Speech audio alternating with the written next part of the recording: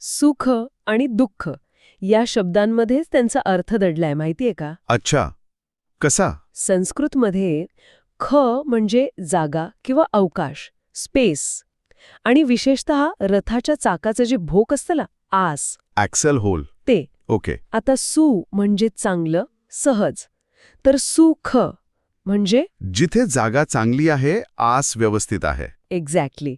त्यामुळे चाकाची गती कशी असेल? सहज, स्मूथ. राईट. आणि या उलट दुस म्हणजे वाईट, कठीण. तर दुःख किंवा दुःख म्हणजे जिथे आस खराब आहे. जागा योग्य नाही. हो, त्यामुळे चाकाची गती खडबडीत होते.